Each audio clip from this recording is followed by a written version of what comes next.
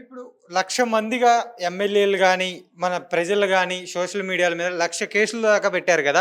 దాన్ని మీరు అన్యాయంగా పెట్టారు అని జెప్పేసి అంటున్నారు. మరి చంద్రబాబు నాయుడు గారు. మరి అన్యాయంగా పెట్టారంటారా ఈ కేసులన్నీ?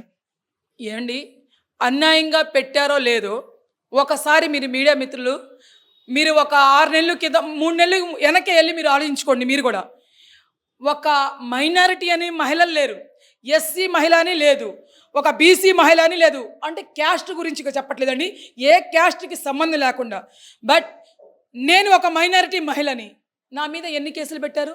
ఏందండి, దొంగ కేసా? నేను దొంగతనం చేశానా? నా మీద ఎస్టీ ఎస్సీ కేసులా? అట్లానే చెప్పులని మా అనితమ్మ మీద 22 కేసులు. ఏం కేసులు పెట్టారండి? అసలు చెప్పలేము, నోటికి కూడా అది చెప్పలేని కేసులు.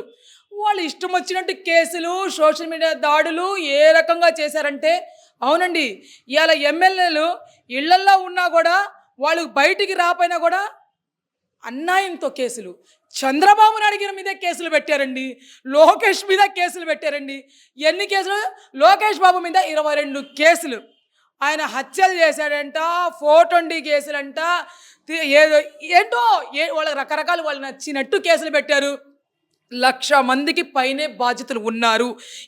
మొన్న సైకో ప్రభుత్వంలో 1,00,000 మంది, దాంట్లో ఒక 60-70 వేల మంది మహిళలే ఉన్నారు. అంటే ఆ రకంగా హింసించారు మహిళలకి. ఆ రకంగా ఒక మహిళా ఎమ్మెల్యేని కాదు, ఒక మహిళా ఎంపీ అనే కాదు, ఒక మహిళా కార్యకర్త అనే కాదు, వాళ్ళు ఇష్టం వచ్చినట్టు ఏదించారు. మేము అన్నిటికీ తట్టుకున్నాము. వాళ్ళకి భయపడలేదు.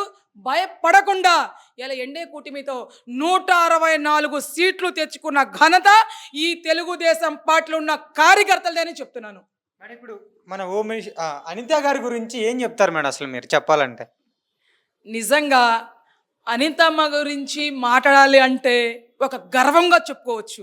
తను రాజకీయాల్లో వచ్చి 11 సంవత్సరం 10 సంవత్సరాలు 11 సంవత్సరాలు ఎవడొచ్చి ఒక టీచర్గా వచ్చారు. ఒక టీచర్గా వచ్చి ఒక ఎమ్మెల్యే స్థాయి నుంచి, ఒక పోలిట్ బ్యూరో స్థాయి నుంచి, ఒక రాష్ట్ర తెలుగు మహిళా అధ్యక్షురాల నుంచి ఇవాళ ఒక హోమ్ మినిస్టర్గా ఉన్నారంటే నిజంగా గర్వకారం. ఎందుకంటే ఒక మనిషికి ఒక పదవే ఉంటుంది, ఒక మనిషికి 4 పదవులు ఇచ్చారంటే ఆమె మీద ఉన్న నమ్మకం చంద్రబాబు నాయుడు గారికి అంత నమ్మకం అనమాట. అంటే ఆ మహిళ చేయగలిగిద్ది. ఇలా రాష్ట్రంలో అధ్యక్షురాలుగా చాలామంది పనులు చేశారండి. మాకైతే బట్ మేము కూడా కొన్ని మహిళలు వచ్చారు అధ్యక్షులు, మేము అంత గమనించలేదు.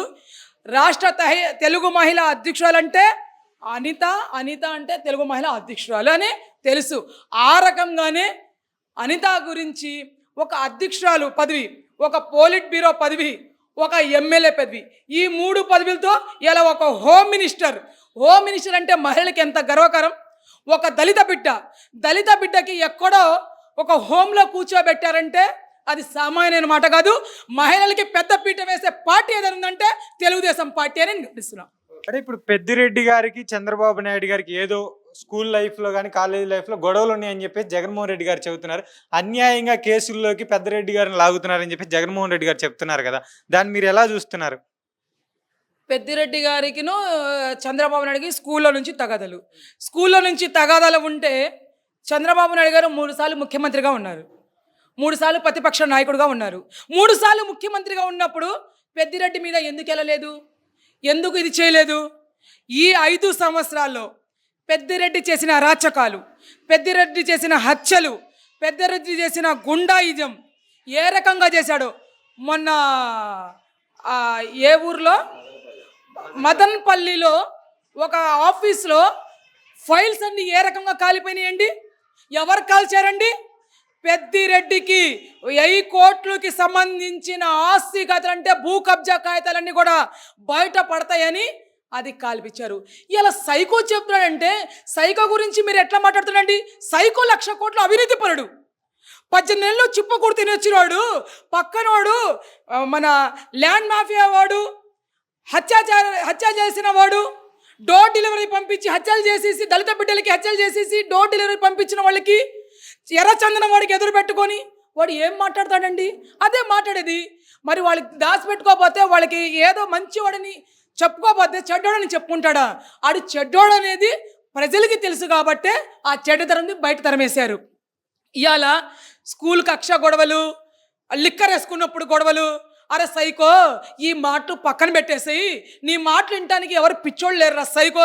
చిన్న పిల్లలు కూడా పెద్దిరెడ్డి గురించి, వాడు మాఫియా గురించి, వాడు హరాస్మెంట్ గురించి, వాడు ల్యాండ్ మాఫియా, వాడు మైనింగ్ మాఫియా, ఎన్ని మాఫియాలు ఉన్నాయో అన్ని మాఫియాలు కూడా ఇవాళ వాళ్ళ ఊర్లో ప్రజలే బయట పెడుతున్నారు.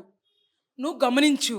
నువ్వు ఏందో లిక్కర్లు వేసినప్పుడు గొడవలు అయితే ఆనాడు కేసు పెట్టినప్పుడే చంద్రబాబు నాయుడు గారు అప్పుడు ముఖ్యమంత్రి ఉన్నప్పుడే చేయవచ్చు.